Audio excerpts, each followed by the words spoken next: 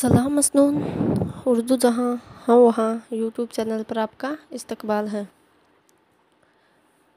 आज हम पढ़ेंगे यूजीसी नेट जेआरएफ उर्दू के सिलेबस में शामिल छठी इकाई, जिसमें उर्दू नावल और उर्दू अफसाने हमारे निसाब में शामिल हैं, जिसमें हम पहले नावल पढ़ेंगे, बाद में अफसानों के बारे में। इससे पहले मैंने 2 यूनिट मुकम्मल करवा दी है। चौथी यूनिट जो उर्दू नज़्म से मुतालिक है और 5वीं जो उर्दू दास्तान और उर्दू ड्रामे से मुतालिक है, ये दोनों मैंने मुकम्मल करा दी है। प्ले लिस्ट में जाकर ज़रूर देखें। और साथ ही शॉर्ट वीडियो भी है, जिसमें चौथी यूनिट उर्दू नज़्म है, उसमें जितने भी मुसन्निफ़ शामिल हैं उनकी विलादत और वफ़ात कब हुई, कहाँ हुई, इससे अक्सर सवालात पूछे जाते हैं। और उनकी जो तसानीफ़ हमारे निसाब में शामिल है और किस मजमूए में है उनकी जो नज़में, वो भी मैंने शॉर्ट वीडियो में अपलोड कर दी है। तो प्ले लिस्ट में जाकर वो ज़रूर देखें। और देखना ही नहीं है, उनको याद भी करना है। आप प्रीवियस ईयर क्वेश्चन उठाकर देख लें, बहुत सारे क्वेश्चन आपको डायरेक्ट ऐसे देखने को मिल जाएंगे। तो चलिए आज पढ़ते हैं हम नावल उमराव जान अदा। इससे पहले हमने फसाना आज़ाद रतन नाथ सरसार का नावल पढ़ा था, जो 1877 में लिखा गया और 1880 में शाये हुआ। उसके बाद हमने डिप्टी नज़ीर अहमद का नावल तौबतुल नसूर पढ़ा था, जो 1874 में लिखा गया और 1877 में शाये हुआ। और फिरदौस बरी पढ़ा था हमने, वो 1899 में लिखा गया था। आज हम पढ़ेंगे नावल उमराव जान अदा। इनका असल नाम मिर्ज़ा मोहम्मद हादी रुस्वा।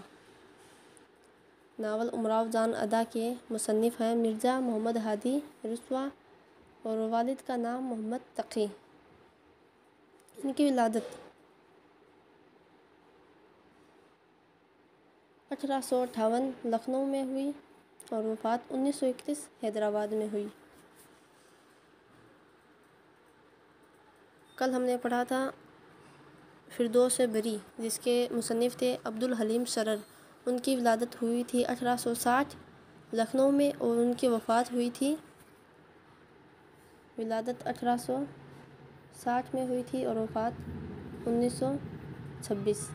और मिर्ज़ा मोहम्मद हादी रुस्वा 1858, यानी इनसे अब्दुल हलीम सरर से 2 साल पहले 1858, और 5 साल बाद इनकी वफ़ात हुई। किनकी? मिर्ज़ा मोहम्मद हादी रुस्वा 1931। इसे याद रखें। रुस्वा ने पंजाब यूनिवर्सिटी से फ़िलसफ़ा में बीए किया। 1880 में मिर्ज़ा मोहम्मद हादी रुस्वा ने पंजाब यूनिवर्सिटी से फ़िलसफ़ा में बीए किया था।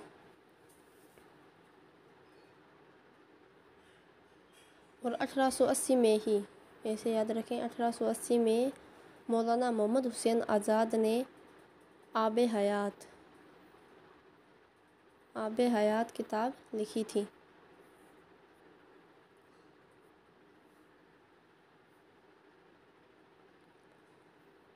रुस्वा ने अमेरिका ओरिएंटल यूनिवर्सिटी से पीएचडी किया था। इन्होंने, अगर पूछ लिया जाए कि अमेरिका ओरिएंटल यूनिवर्सिटी से किसने पीएचडी की थी, तो याद रखें उमराव जान अदा ने। उमराव जान अदा ने, ये तो नावल का नाम है। मिर्ज़ा मोहम्मद हादी रुस्वा ने अमेरिका यूनिवर्सिटी से पीएचडी की थी। किसने? मिर्ज़ा मोहम्मद हादी रुस्वा ने। रुस्वा का ताल्लुक़ शायरी में दबिस्तान लखनऊ से था। ये लखनऊ में पैदा हुई 1858 में, तो इनकी शायरी का ताल्लुक़ दबिस्तान लखनऊ से था। और मिर्ज़ा तखल्लुस करते थे, इनके नाम ही आ रहा है मिर्ज़ा मोहम्मद हादी रुस्वा, तो याद रखें मिर्ज़ा, ये अपनी शायरी में तखल्लुस इख्तियार करते थे। रुस्वा शुरू से दबीर से इस्लाह लिया करते थे। रुस्वा का शुमार नफ्सियाती निकादों में भी होता है। नफ्सियाती, जो इंसान के नफ्सियाती बातें होती हैं, उन निकादों में इनका शुमार होता है। रुस्वा के नावल देखिए। अफ़शाए राज 1896 पहला नावल है। याद रखें मिर्ज़ा मोहम्मद हादी रुस्वा का पहला नावल अफ़शाए राज افشائے راز مرزا محمد ہادی رسوا کا پہلا ناول ہے، یاد رکھیں اس کو، افشائے راز۔ اس کے بعد امراؤ جان ادا 3 سال بعد 1899، اور وہ کل ہم نے پڑھا تھا۔ فردوس بری وہ بھی 1899، تو دونوں کی تاریخیں یاد رکھیں۔ ذات شریف، شریف زادہ، یہ بھی یاد رکھیں، ذات شریف، شریف زادہ، دونوں 1919 میں شائع ہوئے، لکھے گئے۔ اختری بیگم، اس ناول کا اختری بیگم مرکزی کردار ہے، اختری بیگم، اور یہی اس کا مرکزی کردار ہے۔ ان کے جاسوسی ناول دیکھیے، خونی جورو، خونی شہزادہ، خونی مصور، خونی بھید، خونی عاشق، بہرام کی رہائی، یاد جو بھی خونی خونی نام آئے گا تو وہاں پر مرزا محمد ہادی رسوا کا نام لینا ہے۔ خونی جورو، خونی شہزادہ، خونی مصور، خونی بھید، خونی عاشق، بہرام کی رہائی۔ اب دیکھیں ناول امراؤ جان ادا 1899 میں لکھا گیا۔ ناول امراؤ جان ادا میں جگہ جگہ واحد متکلم کا صیغہ استعمال کیا گیا ہے۔ واحد متکلم یعنی اپنے خود سے بات کرنا۔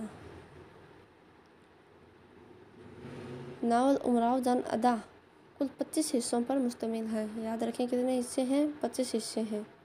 ناول امراؤ جان ادا کا آغاز ایک مشاعرے سے ہوتا ہے۔ مشاعرے میں، یاد رکھیں اگر پوچھ لیا جائے کہ ناول امراؤ جان ادا کا آغاز کس سے ہوتا ہے تو مشاعرے سے ہوتا ہے، اور اس میں 25 حصے ہیں۔ مشاعرے میں شریک ہونے والے شعراء کرام دیکھیے، شیخ صاحب، پنڈت صاحب، خان صاحب، آغا صاحب۔ ناول امراؤ جان ادا مرزا ہادی رسوا کا 1899 میں لکھا ہوا وہ لاجواب نفسیاتی ناول ہے جسے اردو کا پہلا اور کامیاب اور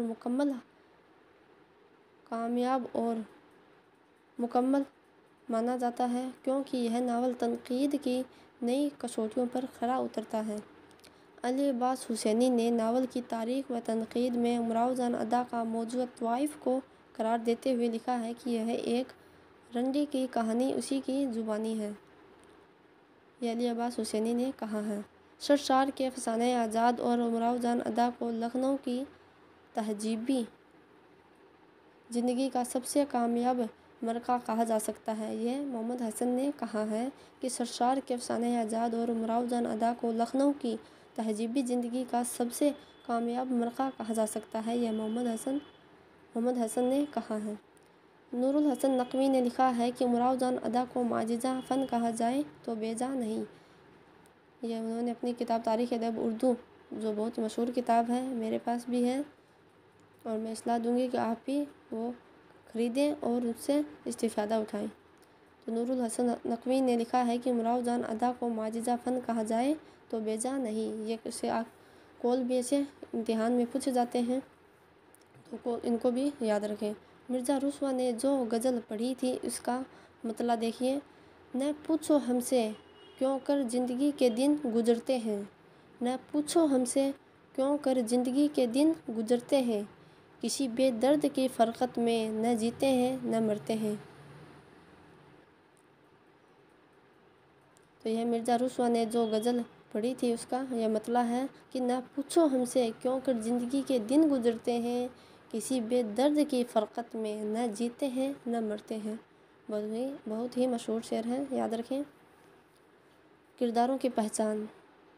ناول امراؤ جان ادا کی ہیروئن امراؤ جان ادا ہے، جس کا اصل نام امیرن ہے، جو فیض آباد کی زمیندار کی بیٹی ہے۔ 125 روپے میں بیچ دی گئی۔ جب وہ 8 سال کی تھی تو 125 روپے میں بیچ دی گئی، اور کہاں کی تھی؟ فیض آباد کی۔ بچپن کا نام امیرن تھا، بعد میں امراؤ جان ادا ہوا۔ دلاور خان، گنڈا جو امیرن کو اغوا کرتا ہے، یہ ایک دلاور خان نام یاد رکھیں، یہ گنڈا ہے جو امیرن کو اغوا کرتا ہے۔ پیر بخش، یہ گنڈا دلاور خان کا دوست ہوتا ہے۔ پیر بخش یہ دلاور خان کا دوست ہوتا ہے۔ خانم جان ایک نائکا ہے، اسی نے امیرن کو 125 روپے میں خرید کر طوائف بنایا تھا۔